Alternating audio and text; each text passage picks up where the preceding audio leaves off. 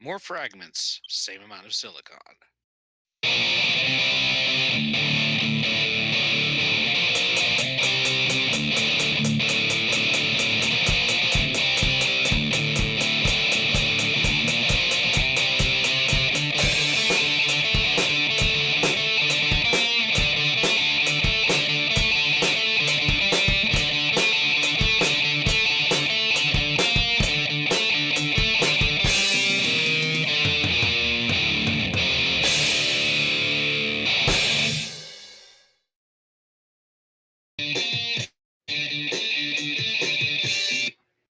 All right, welcome to another installment of Fragments of Silicon. I'm your host, Adam. Joining me, as always, the regular crew. Let's get to the news. Twilight, why don't you start us off this? All right. Well, we have been getting our own share of Mother Nature's wrath for the past few days. Yeah, it's been a series of ice storms here. I've been, me and some of the people here, I've been lucky enough not to lose any power, but can't really say the same for the other counties right Oof. now. Um, Luckily, my parents have got their power back on last night, though there's been other people who's going to be waiting for about a week um, before they can get theirs back on. Are you guys in Uh, Texas? no, I live in Kentucky. With this, because of the rural areas, there's a lot of problems with getting the power back on in a quick amount of time. Mm-hmm. You Uh, guys are managing over there. uh, Fairly well. At work, we've been getting slammed with a lot of customers looking for propane and other means of keeping warm, like firewood and such. Paint accessory? Hmm. Nothing. Oh. Anyway. Oh. Yeah. Anyway. So yeah. Basically, just trying not to turn into a popsicle right now. I'm doing just fine with heat right now. But yeah, it's been pretty cold. Otherwise, besides that, let's see here. Yeah, not much else. Just continuing on with the collaboration with Mac, and yeah, that's about it. All right.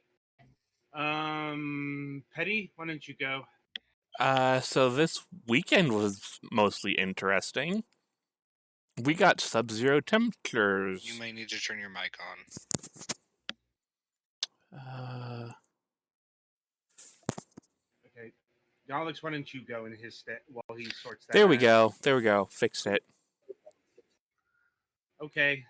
All right, yeah. Over the weekend, we had sub-zero temperatures and a pipe froze. Luckily, it did not rupture, and we were able to, warm it up evenly enough that it defrosted with no issues. So that saves us several grand in, pipe repair. Mm-hmm. And yeah, I guess that was the big thing that happened over the course of the week. Still been playing various video games and things, also trying to keep warm. Today's been the warmest day in like the past week, and it's still only 20 degrees out.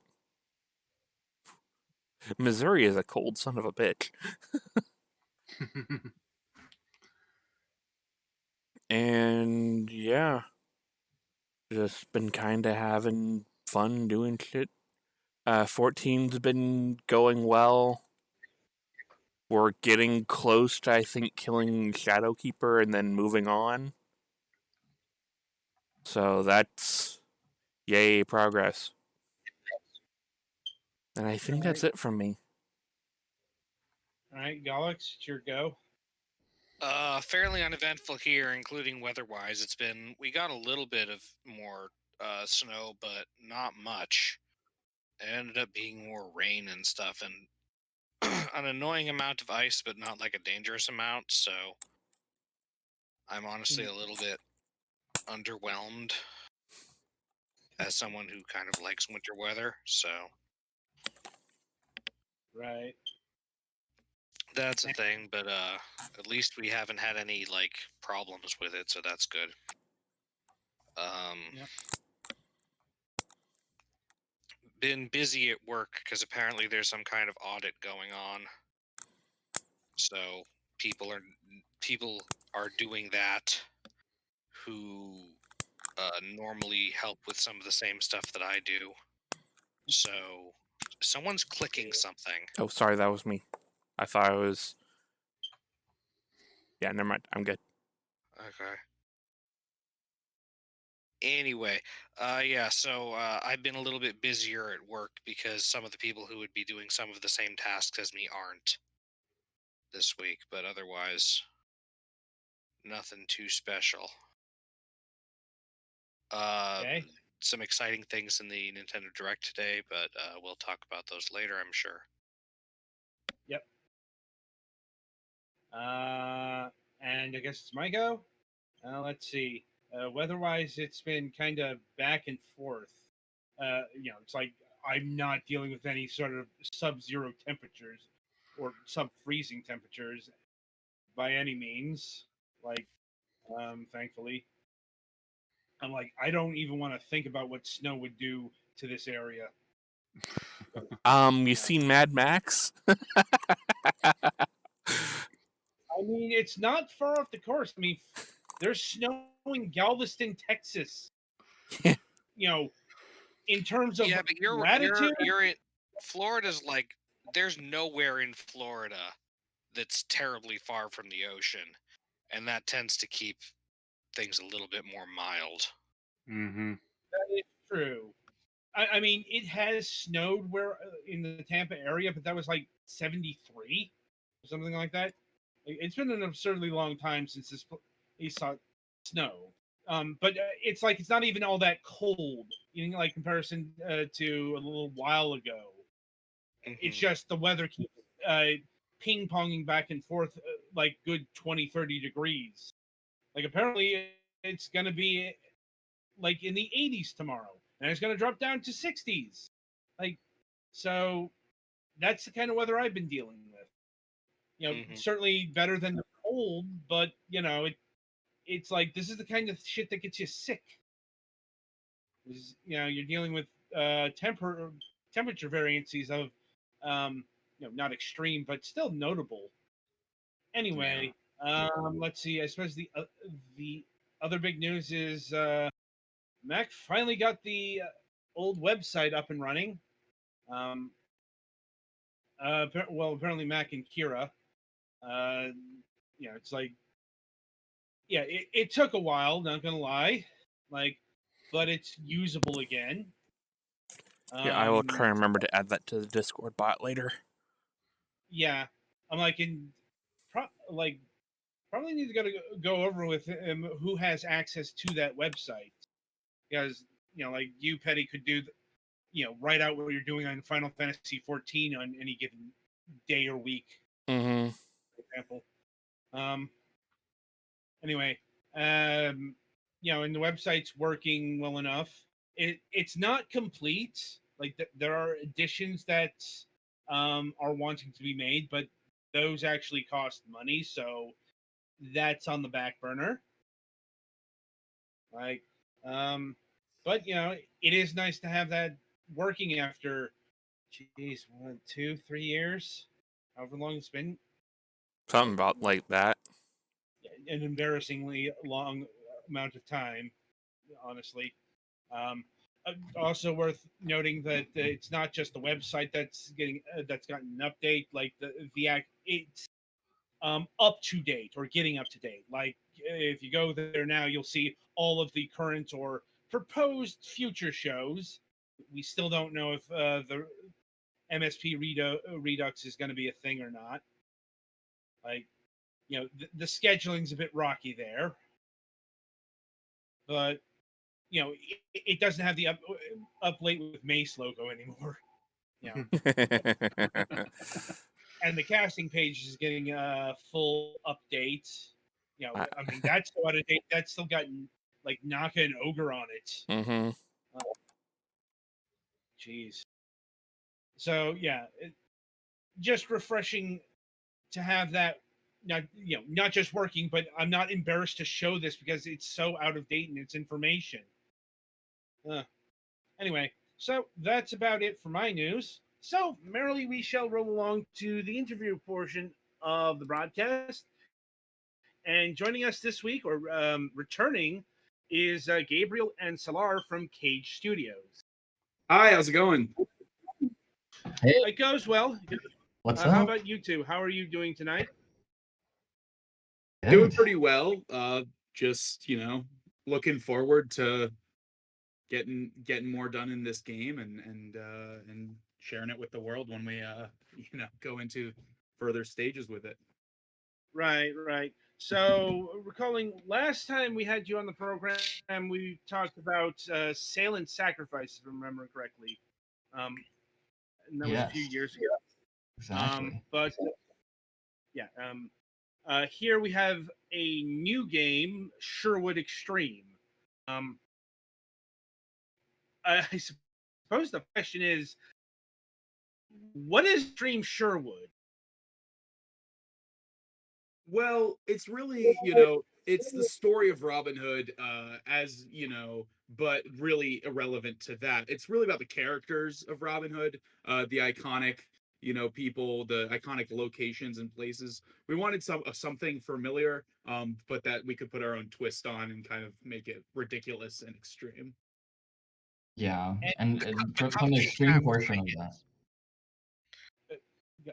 Yeah, like imagine just a Robin Hood, but he can do backflips and swing in the air and one-shot kill a bunch of things. It's kind of just like taking Robin Hood to the badass extreme. Galix, you were saying? Oh, I said the cupcake hat was my hint that you were maybe not being super historically accurate. Those are exactly what they used to wear back in the Robin Hood times. Yeah, cupcake hats Yeah, and about horse head. 1400 is when they started making cup-sized cakes, as they call My them. mistake then. Yes. Uh, Yeah, our team of historians has done tons of research for the past 5 years on cupcake hats. right. And was there anything in particular that struck out about the Robin Hood mythos or what have you that that you wanted to use?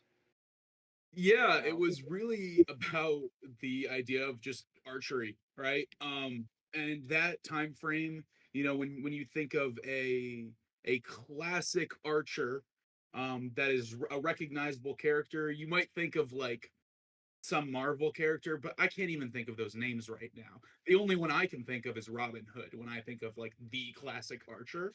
Um, so that's kind of where we wanted to start because our gameplay was archery, but it And was also following up. Yeah, we, go ahead.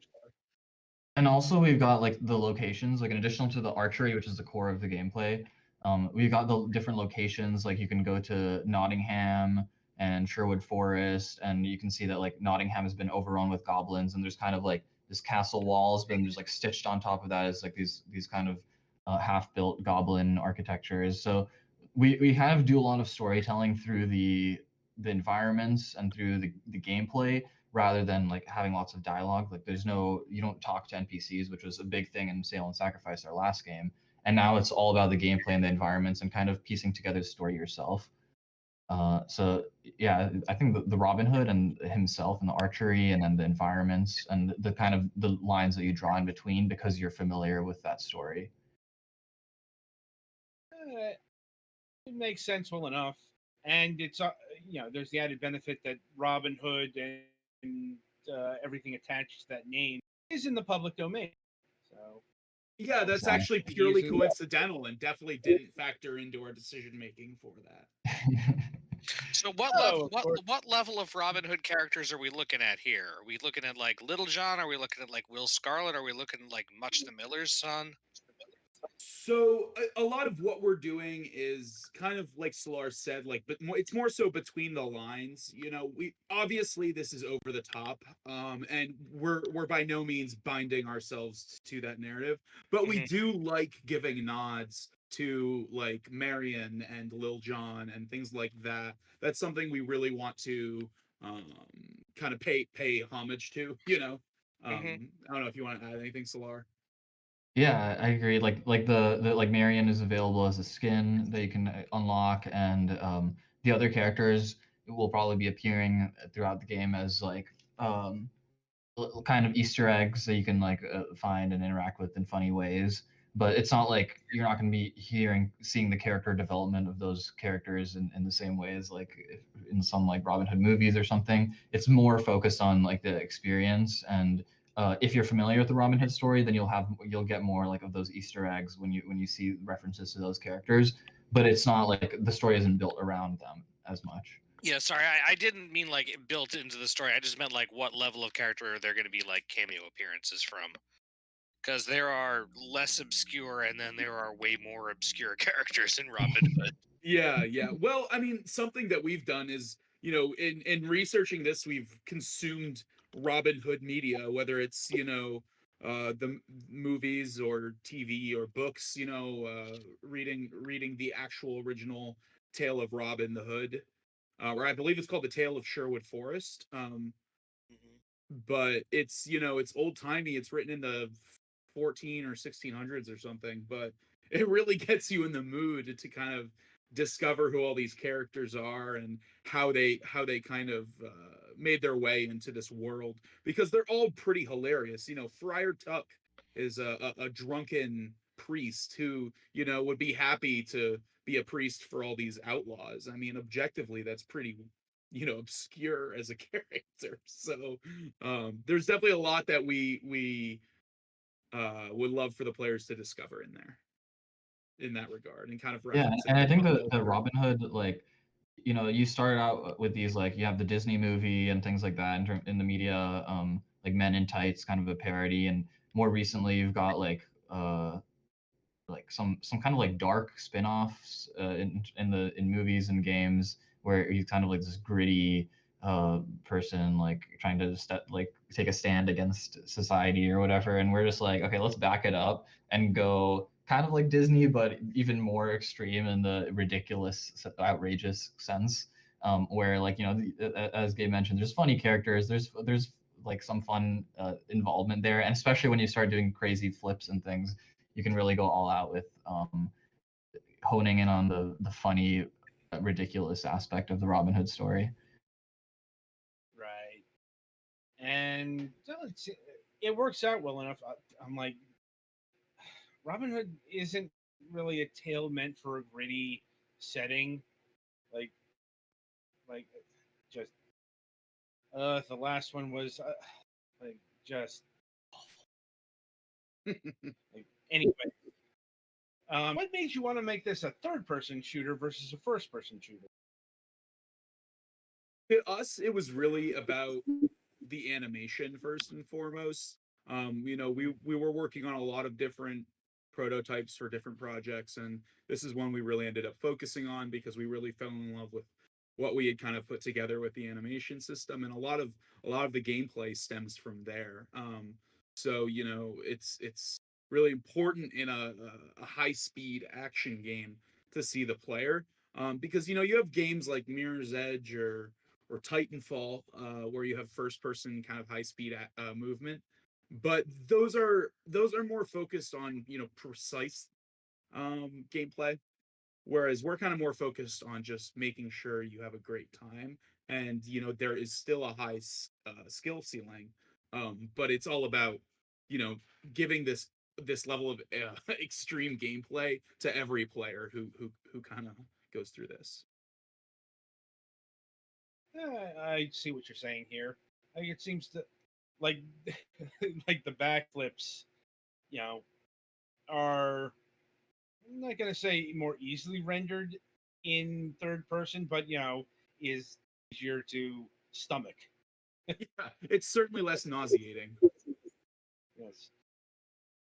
I don't personally suffer from the motion sickness, but our stream operator does. Yep. So. Hi. Thanks. It's also just harder to keep track of where you're going. Especially jumping. Yeah. First person jumping has never been the best. But anyway, so is this a single player focused game or is this a multiplayer focused game? It's really it's a co-op experience that can also be played in single player, but it's with the online leaderboards and everything. There's kind of this always competing against the community, but not in a direct PvP sort of way. So it's really about single or duos in co-op and just competing for the best high scores. Or if you're more of Easter eggs and a discoverer, there's obviously plenty of that. And then there's just, of course, just the explosions and kind of the just cause aspects of the game as well. Right. And in terms of co-op, is it how many people can play together? Right now, we support 2 people. It's a good date idea. Mm-hmm. I'm guessing that number will increase as the development moves forward. Yeah, It's definitely a potential. The biggest part potential is about area to expand. Yeah, the rules of the game are hard to break. We want to keep the rules consistent between single player, 2-player, and if we did have 3 or 4 players, we would want to make sure that everything would line up fairly for everything, and it wouldn't affect like the high scores and things like that. So it's a very big change to go from 2 to 4. And we just want to make sure that we can focus on a good 2-person co-op experience before we expand it. Fair enough. And are there any sort of score incentives? The scoring, I mean, being on the top of the leaderboards is definitely something that people tend to battle out on our Discord pretty often. For now, it's kind of like a Discord competition. All the people who are competing for the top tend to be pretty active on Discord, and they talk about strategies and things like that. But then they also keep some strategies themselves, so they keep their number 1 spot. And then we would plan to be giving rewards out to the people who are at the top. But at the same time, you don't want to. There's only one person who's at the top, and then the rest of the everybody who plays the game is not at the top. So you want to be able to have rewards that you can still be unlocking from playing the game and having fun with it, at the same time recognizing the people who really went the extra effort to figure out those crazy strategies in order to get that number 1 spot. Which every time people get those number 1 spots, they always impress me with things that I had no idea existed in the game, which is pretty cool to discover. No doubt, but also kind of the way of playtesting. We certainly hear it from devs fairly often that players will do things that they never conceived of. Like, it's just kind of the business, the territory. Oh yeah. Now, what do you have in terms of avatar customization? I think you mentioned a bit about skins there previously, but what else? Like, what kind of costumes or what kind of archery can you unlock? Right. In terms of we kind of break it up into what's gameplay affecting, and what's purely cosmetic.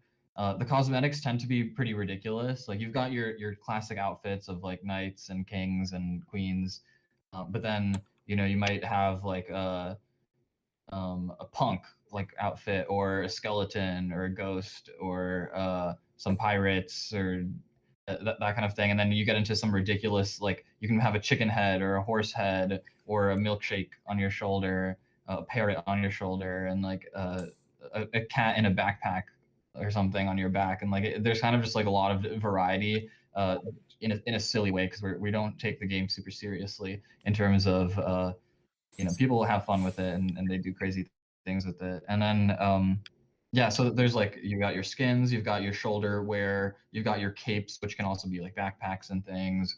And then you've got like your different like different types of skins, like you have a gold skin and things like that.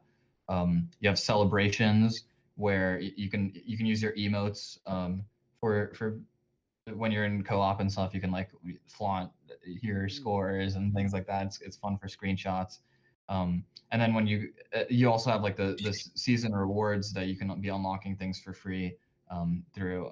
And then when it gets to the gameplay side of things, you've got your two weapons, which is your crossbow and your shield.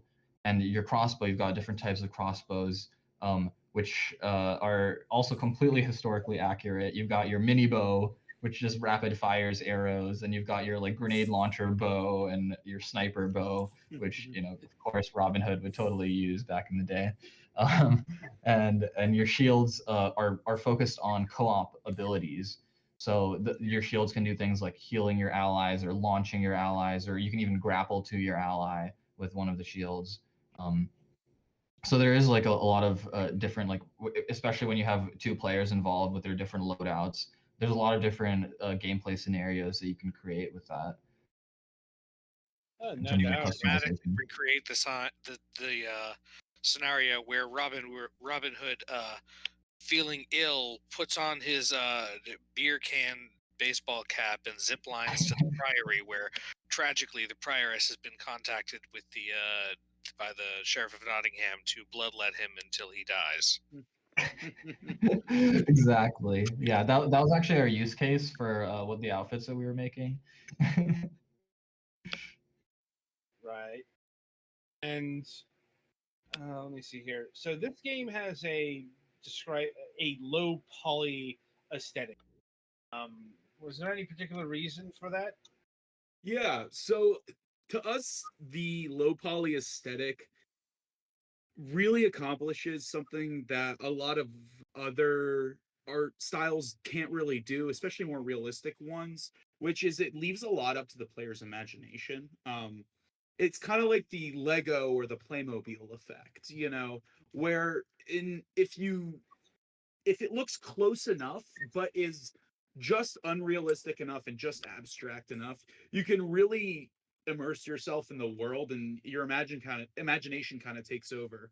And that's why, especially with the recognizable Robin Hood themes, and every person ever has called them orcs or goblins. They're very recognizable. Um, and I would say it's a lot harder to make an orc look like an orc or a goblin look like a goblin if it's realistic, versus kind of when you get more towards this like playful, almost cartoonish, but still in this like super high resolution lighting and shadows and everything. This effect where you kind of go retro and modern at the same time with it. Yeah, I think that's how the game's aesthetic really shines is with like, yeah, we've got low poly, which makes it, it's easier to optimize to make it run on like lower end machines, and it's easy to expand upon and get new assets for. But at the same time, we're pairing with this lighting. You've got like destructibles exploding things and crazy like particle effects all over the place that kind of it's kind of a juxtaposition of like simple 3D models with like higher tech effects and post processing and things that are happening. And like we were talking about like how would it look if we introduced like real time ray tracing in a low poly game? It's just like kind of just like adds to like the silliness of the game as well.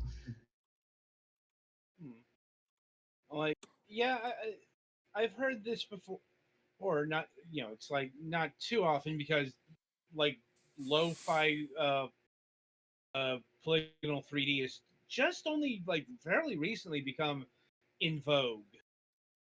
But that does seem to be a reason why people like using it. Like, another big reason is they are trying to invoke the past. Like, they want a game to look like a PlayStation game or an N64 game. Like, This doesn't really do that though. It's kind of a modern version of the aesthetic. Right, but I don't want to gouge my eyes out, is what I'm saying. Because thank you. Yeah, it is a little bit of a throwback, though. I agree. Like in terms of there are are arcadey elements of the game with the scorecard and the leaderboards, and like the collecting stars and things like that. They're throwback to like Crash and Mario types of games. So the low poly aesthetic kind of calls that out a little bit. But then yeah, at the same time, it's not meant to look like an old game necessarily. It's we do try to pump in those effects and things to make it look more modern. It's essentially like the remaster of a game that never was, you know. I I can see where you're coming from here. Like, It actually does kind of look like playing with toys because of the low polyness. Mm-hmm. Anyway, so what about the music? What kind of music are you using, and who's making it? We've got extreme tracks. First of all, we've got excellent composers. Alex and Danny, good friends who compose the song tracks for the levels that you play, which are all various levels of extreme. With some like a little bit foresty twist when you're in Sherwood Forest, and a little more epic when you get to the final Volcano River level. That in combination with like we've got kind of a more relaxed, chill beat that our other composer Lane has made, which having a different composer there and different style there kind of makes it feel like, okay, I've stepped out of the level and now I'm kind of, as you are changing your things in the shop and stuff, it's a little bit suspenseful but also chill, and then you get into the extreme gameplay from there. And we definitely believe in having original soundtracks because it makes a big difference when whether or not you realize it, the sounds and the music make a big difference in your experience. I can't believe I forgot completely about the volcanic caverns of the East Midlands. Yeah, it's a good vacation spot. Well, I suppose it also bears asking that does this Robin Hood chug down flagons of Mountain Mead? Well, this Robin Hood is actually quite a big soda drinker. He's a fan of carbonated drinks for sure, beverages of the carbonated variety. As far as we can tell, it's soda, but who knows when it's in a wooden mug. Indeed. Anyway, so how long has the game been in development, and where in development is it right now? We've been in development, so we've launched Sale and Sacrifice in 2019, May 2019. After that, we started prototyping other things, and we just like put them online, see what people thought. We made like 4 prototypes over that year, and in February 2020, about a year ago, a little more than a year ago, we made this Sherwood Extreme game. Like I had this idea for like this extreme gameplay or something. I'm like, oh, it'd be really cool if you could have this like really fast-paced Robin Hood where he's like he can do parkour and kill everything in one shot. And then Gabe's like, oh, cool. Remember that idea you told me about a couple days ago? It's in. I made 4 levels and I put it online, and as soon as we put it online, like a couple of days later, we got like hundreds of downloads on the free website Game Jolt, and we were like, wow, this is definitely more popular than our other prototypes, and we wanted to go all in on it. So we continued developing it there. So it's been about a year, and we've had play tests. We've had our first public release on Steam during the Steam Festival, which was our demo. And the next stage for us would be to launch on early access on Steam. And that we haven't announced any dates on that yet, but it is coming soon. Right. Like I think I saw that up until very recently, Sherwood Extreme was slated for a March launch, and now it's Q2 2021. Right. Yeah, March/Q2 2021. I won't give anything away yet, but it is like as a game development schedule goes, we want to make sure that we can have a really awesome product that people can get hooked on and satisfies, like especially for the people who've been playing the beta for so long, seeing those updates and participating in those play tests. We want to do our fans justice and have them excited for the biggest update, which will be our early access release. So we're not trying to rush it, but at the same time, we want we're keeping the momentum of the playtest and the fans' interests. Makes sense. And is there any sort of like major content update that like a new location that's waiting in the wings before launch? There may or may not be new levels in the works. There may or may not be new cosmetics and new weapons in the works. New experiences, new level flows. There's a lot of things that may or may not be in the works right now. But we definitely want to do something for the early access that releases a lot of new content and shows that we're going to be continuing to develop this game and supporting the game as long as players want to see more stuff. So yes, there will be some exciting times when it comes to the new content, and we are we've been working with a great team so far, and even like looking where we can expand our team to be able to create even more cool stuff to show people. Right. And is the launch going to be an early access launch or a full release launch, if you will?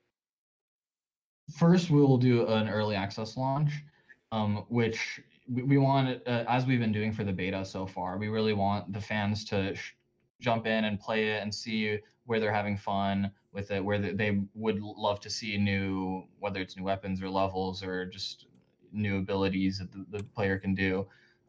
We want to get that feedback. We want to create the game that fans want to play. And that's kind of where we're coming from with the early access. And then once we continue to create new levels and continue to expand in the ways that people show interest, then we would feel more comfortable releasing the full version, which also potentially could be released on consoles. Right. And in terms of pricing, this is slated to be a free-to-play game, correct? Yes, it will be free to play, at least during early access, and depending on how that seems to be going in terms of our we have a generous monetization model. You can pay for cosmetics and XP boosts, but you're not going to be paying for like to get higher on the leaderboards or anything like that. And then at most for the full version on Steam, it would be $5 at most if we wanted to do that for the full version, the full release, to incentivize people to get in early and contribute their feedback. But it is, it's not going to be a $20 game like Sale and Sacrifice because we want to have as many people playing it as possible. Understandable. And have you sorted out pricing for the cosmetics and the XP boosts yet? Generally, it varies depending on how cool the stuff is, obviously. But the season, the Kingdom Pass, as we call it, which would be like monthly or bi-monthly updates with like some really wacky, cool new cosmetics. Those would be about $5 ish. If you wanted to get like the full season's worth of just cool new stuff, and we definitely try to pack those to be the most bang for your buck. So it's not like, oh, you get extra currency and then occasionally you'll get a new hat or something. It's like there's going to be a lot of new skins and hats and things that you can get from that pass to make it, I think, feel worth it to people who play the game a lot. And to add to that, the Kingdom Pass will also have like half of it's free, and the other half is kind of the extra exclusive stuff that would be paid for. So even if anybody playing this game for free during early access, you can definitely unlock plenty of cosmetics and things like that. It's not like restricted exclusively to kind of this more monetized thing. We like to think we have a pretty good balance, and the costs of the currency and all that is still going to be changing as we just figure out what works best for the us and for the players. We want to make sure it's fair, because that's good for everybody, right? So yeah, I think. And I guess my final question is, in terms of computer platforms, is this Windows only, or do you have builds for the Mac and Linux as well? We currently have Windows right now, and Mac and Linux are going to be happening eventually. That would probably come at either with the early access release or with the full release would be the Mac and the Linux versions if we end up doing those. Okay. Yeah, we are working on them. Yes. Right. So I'll see if my colleagues have any other questions for you. I think I've said most of what I needed to. Yeah, I think I said everything, or all might have been answered. I'm good. All right. I would then. just highlight also that we talked a lot about the narrative and the cosmetics and unlockables, but also just like the a big focus, which is something that Gabe and I have always carried with us, is like we love creating gameplay that feels unique and just feels really satisfying. So like throughout while you're playing, you're doing flips and building up your combo bar and headshotting people in the midair and bouncing over treetops and things like that. And that's really where we feel the charm of the game comes from, is that like the high speed action of like flipping through the air and doing like crazy trick shots. And like every video that we see that pops up on YouTube of people doing some crazy shot, and all the video titles are like the greatest in the world and like the #1 Robin Hood. And it's like it makes everybody feel like they really like achieved something and felt great doing it. And I think that really shows in what we've seen so far from playtests and things, which is the main part of the game that we've been really trying to, that experience that we've been trying to create. Sounds good. And yeah, I'd like to thank both of you for taking time out of your schedule and being with us here today. Thanks for having us. Yeah, thank you. No problem. Absolutely, and good luck with your podcast. It's pretty sweet. Yeah. Yeah. So the game is Sherwood Extreme. Is there going to be another like closed or open beta session in the near future? There will be a playtest, yeah, in early March, which we'll be announcing this weekend on our Okay. Discord. If you guys wanted to hop onto our Discord and check it out. Yeah, like I don't have a link in your Discord, but I'm sure it can be placed in the Twitch chat. Anyway, so be sure to keep an eye out and be sure to wishlist it today on Steam. Betty, play us to the next segment.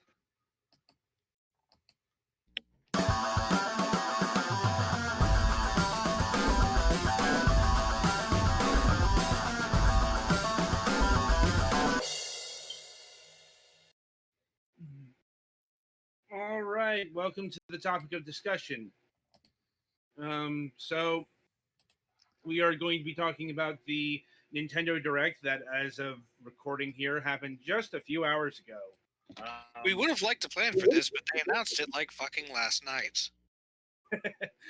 It's a very Nintendo maneuver to just throw a Nintendo Direct after, God, it has been over 500 days, apparently, since a proper, full-fledged Nintendo Direct. Like, there have been Nintendo Direct mini and, partner directs, all throughout 2020. But, a big reason why we haven't had this since 2019 is, COVID, duh. Like, but yeah, and this was big in the literal sense of the word because it was 50 goddamn minutes. Mm-hmm. Yes, almost an hour of everything that Nintendo has for plans for this year, because we literally had gotten past the last release that they actually had given a date to. Mm-hmm.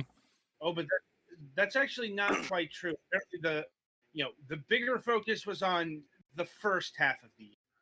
No, I just meant, yeah, it wasn't everything they have for this year, but everything we know that they have for this year, we know from this because right. we pretty much run out of pre-announced stuff. Mm-hmm. Yeah, and I noticed people were celebrating the fact that there were no Wii U ports this time around. I'm like, that hasn't stopped Nintendo from announcing ports. Yeah, Indeed. This time it was a 3DS port. Well, a couple of systems this time around, because the big game for the first half of the year is going to be The Legend of Zelda Skyward Sword HD. This was actually the last thing that they showed off. Or no, no, the last thing second to last. Yeah, sorry. Yeah. But yeah, not the biggest surprise given that this is like the last Zelda that hasn't had this, or at least the last console style Zelda that hasn't had this kind of remake done to it. Not counting like, a remake of say Zelda 2, or Link to the Past, which I can't fully discount, but I'm talking more, Ocarina forward. And The 3D ones. yeah. And predictably, some people are upset that, Skyward Sword is getting the nod instead of Wind Waker or Twilight Princess again. And I understand that because those HD remakes are still confined to the Wii U. There's nothing that says that Nintendo won't bring those over. Like, I think we've seen that Nintendo doesn't particularly care about how old a game is in terms of fans love to make rules about what Nintendo will or won't update or release or whatever, and they seem to extremely not care. Yeah, I mean, Pikmin 3 Deluxe came out, and that's last year, and that's a 2013 game. Fuck, they're finally localizing. Was it Legends of Mana? Yes. Yep. Well, that might have been localized, but if it was a PlayStation game. No, we'll get to what they're localizing in a bit. All right. That's a deeper cut. Fair.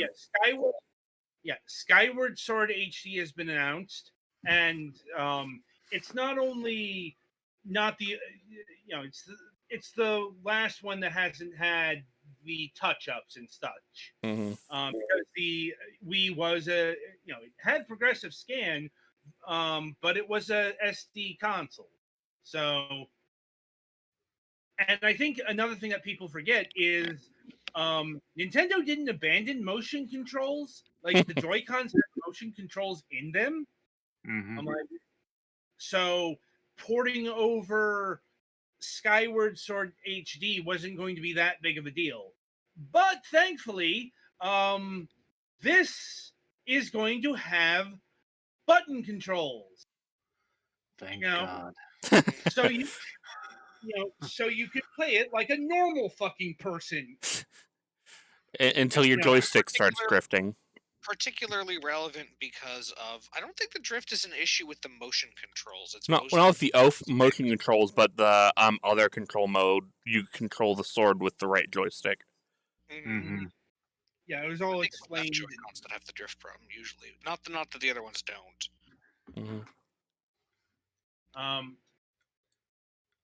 Point is, you have a choice. Granted, since the Joy-Cons have more sophisticated motion controller technology, you won't run into the problem that some people had, and that you needed the Wii Motion Plus to play Skyward Sword back in the day. Yeah. I forget if the game came with that or it came with it. Yeah, I think some of the first run copies came with it. Yeah. I mean, that's kind of always the problem. But with like Donkey Kong 64 back in the day. Sure, the thing came with it new, but used not so much. So, if you bought this second hand, you might be shit out of luck. Because the Wii Motion Plus wasn't the most utilized peripheral in the world. Well, they did come out with a revision of the Wii Remote that was the de facto one for a while that has Wii Motion Plus built in. Right, but that was still a late stage Wii device. Fair.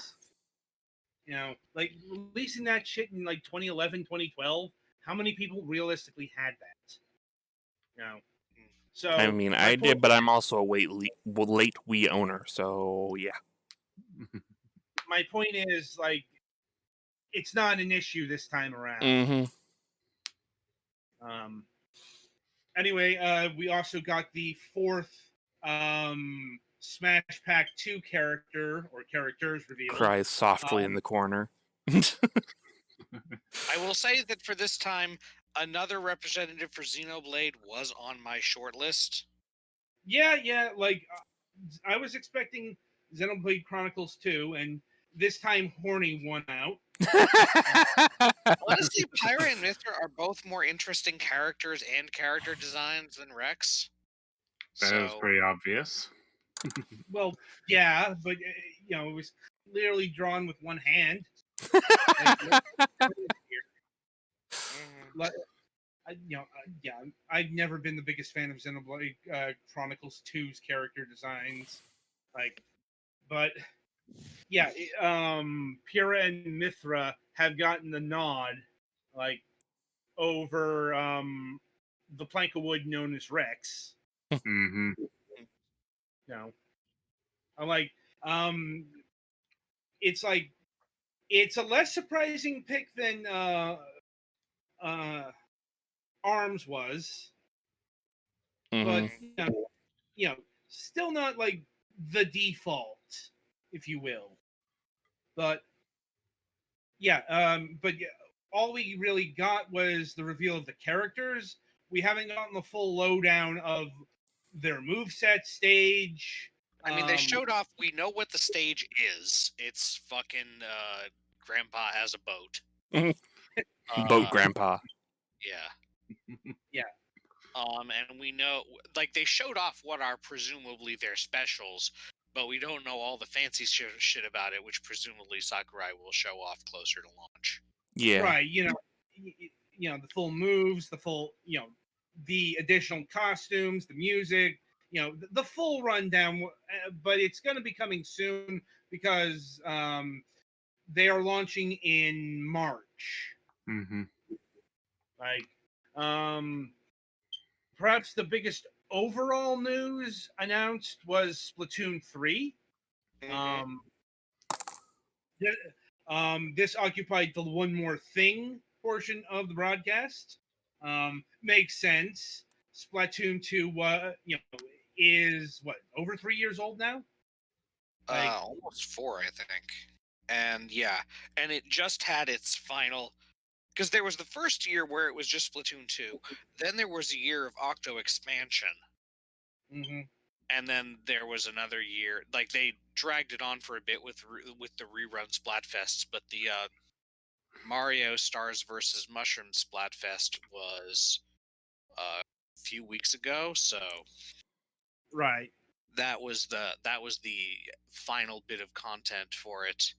And now we have to live with the fallout of people choosing chaos over order. That sounds fun. Well, the aesthetic of it is kind of cool, with the going from a very urban environment to a there's still an urban environment, although it's less shiny and new. I've seen some posts comparing it to the Kowloon Walled City, and I can definitely see that for the city itself. But they did also say that some of the battles will be taking place in non-urban settings, i.e. out in the wilderness or whatever, which is where the beginning of the beginning of the trailer took place. Yeah. Also, apparently, Ruined Paris. Huh? Paris showed up. Apparently, apparently the twins. Oh, the upside down Eiffel Tower. Yeah. That is apparently Statue of Liberty was the final fucking boss of Octo expansion. So. Right. I'm just saying that Paris is being represented in the big book of touristy cliches. Yeah, the first two games had what was presumably Tokyo Tower, which is structurally basically the same as the Eiffel Tower, but painted red. But this one, it's upside down and buried in a canyon.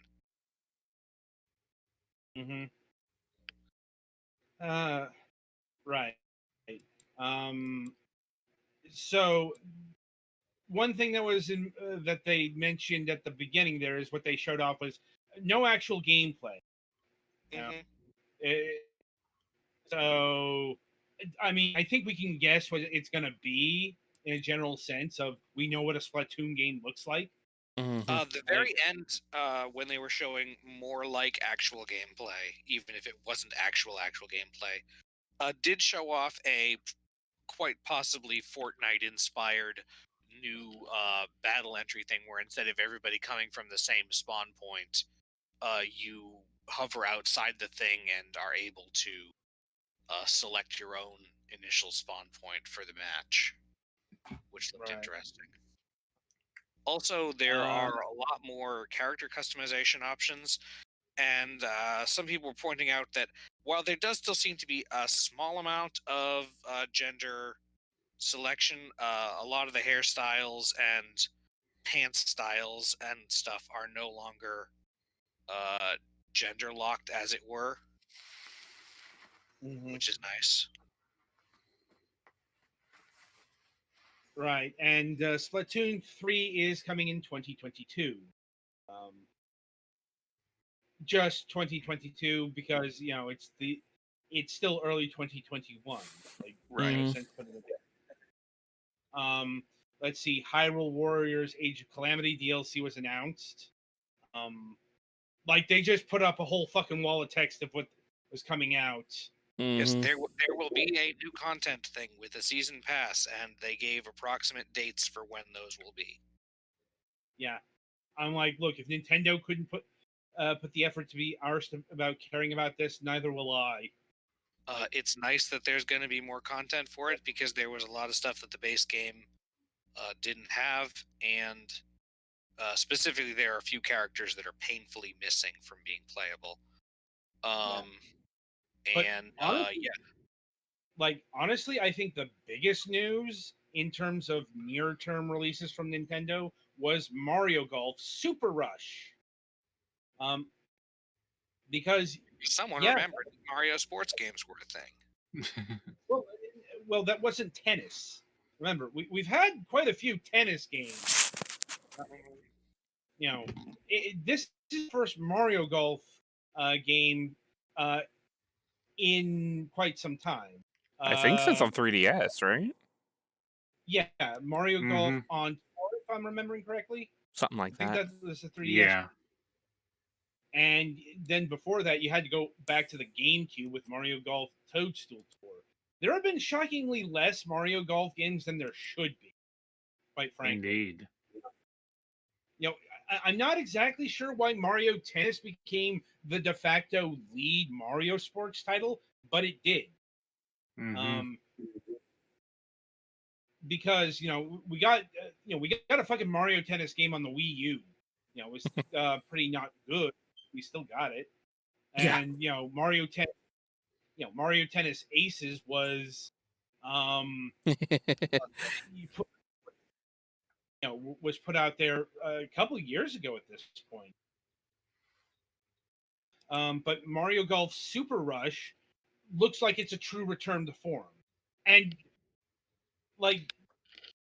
just another, like, how did this take so fucking long? This is going to be the first motion controlled Mario Golf game. You had right. The fucking Wii. You had the Wii right over there, and you didn't do a Mario Golf game. What the fuck? You had a Wii with one of its best games being a fucking golf game that came packed in with it. Yeah, maybe that was the reason. Part of why. Yeah, fair. Yeah, and yeah, actually, well, one other thing that's interesting is that apparently previously there were like 5 games on the Wii on the Switch that used Mii's, and they showed like 3 new ones. Because this game has Mii's for the single player mode and just as an optional thing. They're porting fucking Miitopia because sure, why not? That's a thing that exists. I mean, as long as they don't want $20 for it, Yeah. Third one? There was a third one, I think. I don't recall off the top of my head.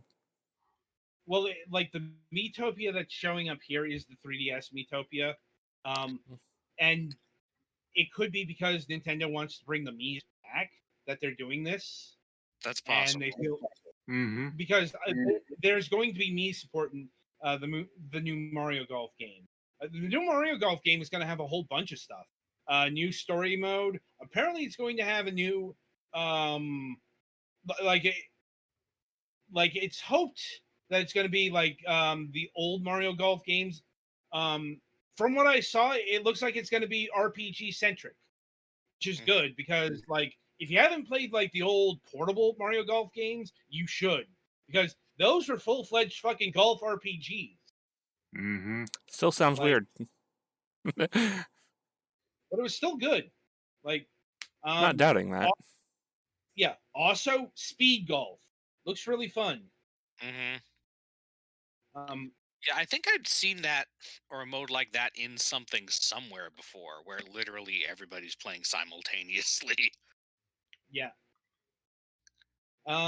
Let's see. So the deep cuts, the Famicom Detective Club series is finally getting localized. Mm. Okay, if you don't know what the Famicom Detective Club is, this was a pair of Famicom disc games. Yeah, this is literally Famicom, the original one. Yeah. Yep. And these two games are phenomenally important to the visual novel genre. Like, I won't say like they're the first visual novels. I think like a visual novel that Enix did predates it or something like that. But it's the first big one. I'm pretty sure if we had John on here, we'd probably be talking more in depth about this. Yeah, it's like, this is his field of expertise. But yeah, granted with the remake graphics, it looks like any goddamn visual novel we review on this show. Not gonna lie, I think they probably should have kept it 8-bit. It would have stood out more. Or at least have an option for it. Yeah. Mm-hmm. But yeah, lots of just lots of stuff announced. Perhaps the most inexplicable is Nintendo themselves is getting into shovelware because they're publishing that DC Superhero Girls game that they showed off. Mm-hmm. Which looks cute, but eh. Yeah, my sister might enjoy that more than I would. It looks like a typical licensed game. It's just, this is being published by Nintendo. Apparently, we don't know the developer yet. Concerning. Mm-hmm. I'm not sure why Nintendo picked this up. It's not exactly the DC equivalent to fucking Marvel Ultimate Alliance.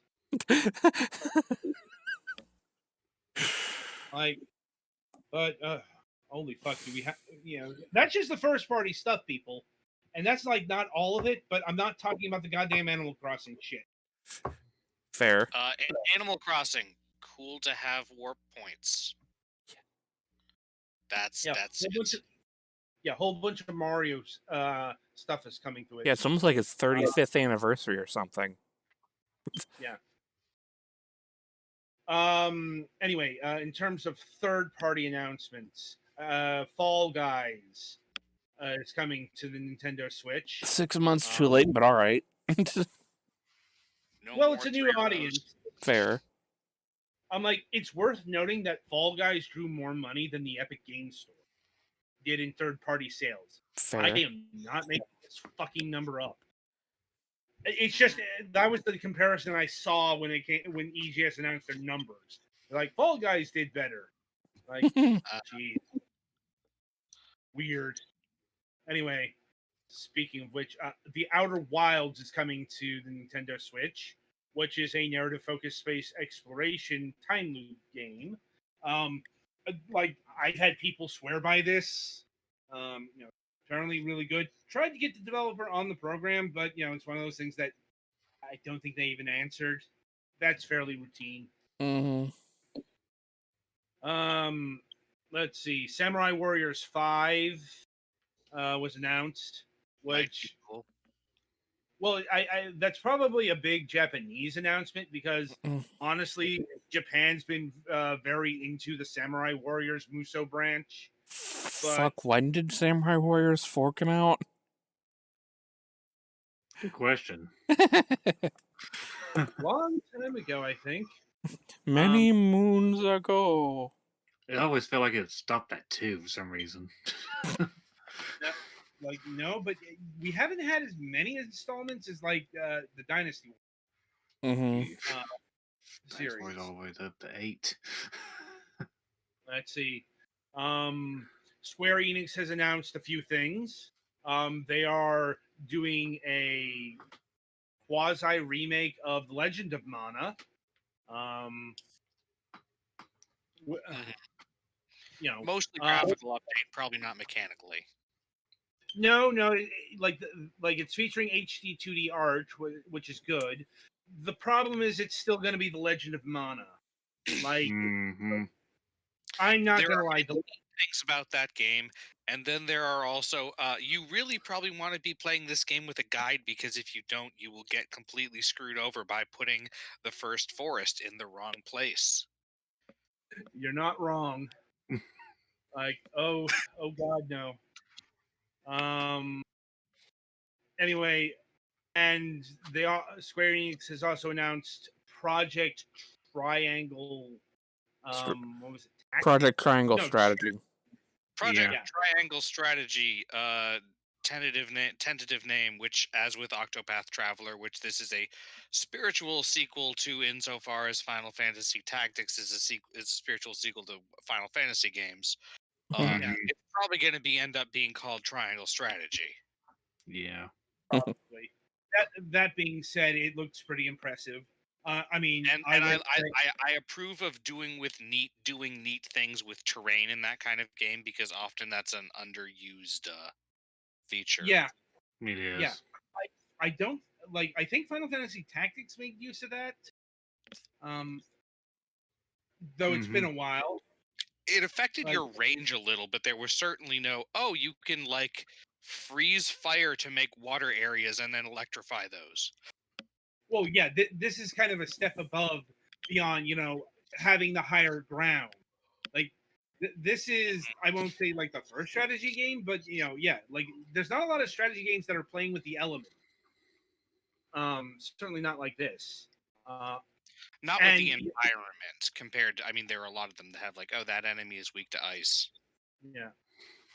And there is a demo version of that coming out, and that's going to be used for feedback. It's basically rerunning the Octopath Traveler playbook. All right. Which worked pretty well last time, so Yeah. Let's see. Star Wars Hunters was announced, which is going to be a free-to-play third-person shooter from fucking Zynga. I'm like, they're still alive? not only they're still alive, they're doing very well. They're not as culturally relevant as to be, but they're still making money. Like, in fact, they spent $1 billion on Peak last year. One of the biggest, they're the ones that make all the toy games on mobile. Like, I played fast.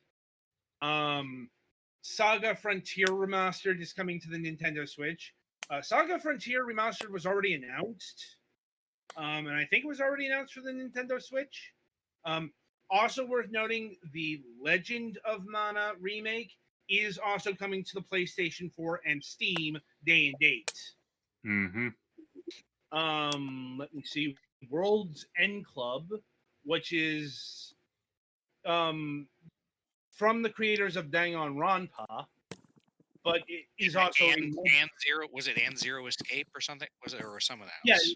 Yeah, Zero. Like, I know what you're talking about. Yeah, but it's what if this bunch of quirky characters is trapped in a enclosed environment and forced to do a death game, but except this time the death game gets canceled and they just leave. Just and like our show. And then they want to figure out like what the hell was up with that. Let's see. We got Stubbs the Zombie coming to the Nintendo Switch. My pick for most inexplicable game to show up here. Because, okay, you might not know what Stubbs the Zombie is. That's fair because it was a third-person zombie action game that was released on the original Xbox. Mhm. Like, yeah, I don't know why this was chosen to be released in the here and now, but it was. And it looks like it's a direct port of the original game. Rebel So, without a pulse is at least vaguely clever. it has a really good soundtrack. Yeah. Also uses the Halo engine. Like, I still have my Steam copy from way back in the day, but apparently that's coming to everything day and date. Let's see, Tales from the Borderlands is coming to the Nintendo Switch on March 24th. Tales from the Borderlands just resurfaced on Steam and the Epic Games Store yesterday. So 2K, not shocking. yeah. So 2K picked this one up. The not Shadow Drop, but the day and date, like the thing that launched today was Capcom Arcade Stadium, which is like a stack of 32 titles. World War II Shoot 'em Up 1943 is free with the collection, only for the Nintendo Switch right now. But I wouldn't be surprised if this gets ported to other platforms. Let's see, Capcom had a new Monster Hunter Rise trailer, which looks pretty neat. good, but yeah. But Monster Hunter isn't really a thing I ever got into. Yeah, that's more my thing. Fair enough. Some of the biggest third-party news was No More Heroes 3 has a new release date of August 27th. And it looks wacky because it's, I mean, you know, Suda 51. as expected. Yeah, Suda 51. Let's see. Annapurna Interactive announced Neon White, which is a first-person action game about assassins taking out demons, and they're using tarot cards. That looked vaguely interesting. Also, quote unquote tarot cards. They're like it's a fucking like rocket launcher named actually I think they were named after the ranks of angels or something because I think the rocket launcher was Dominions. Yeah, that is an actual tarot cards. Like there's no Dominions tarot card. Yeah. Let's see. Plants vs. Zombies Battle for Neighborville is coming to the Nintendo Switch. This is the complete edition. It's the latest in the Plants vs. Zombies arena shooters. I was about to ask if it was one of the shooter ones. Yeah. I'm just Plants vs. Zombies was never a thing I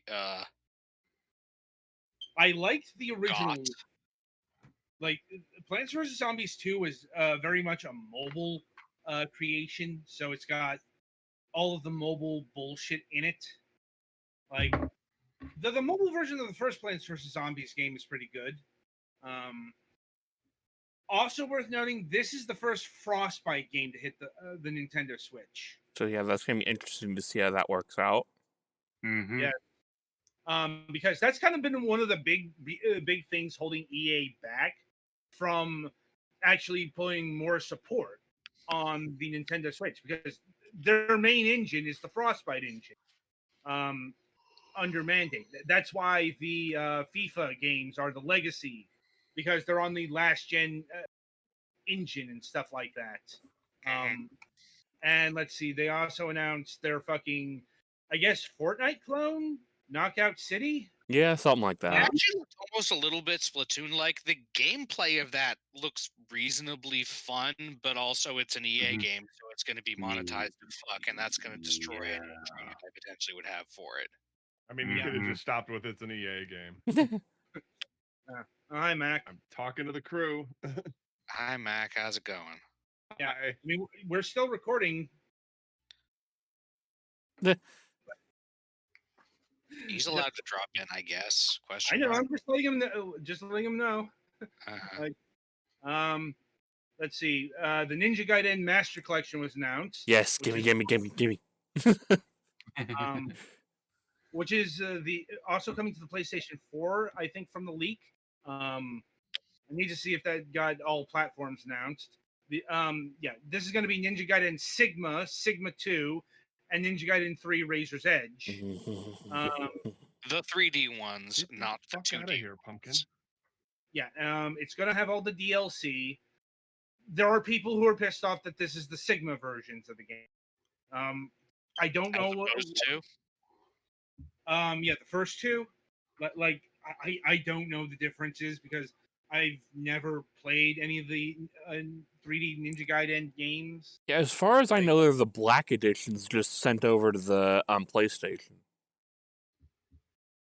I guess I there's like apparently there's enough differences for people to get pissed off about this.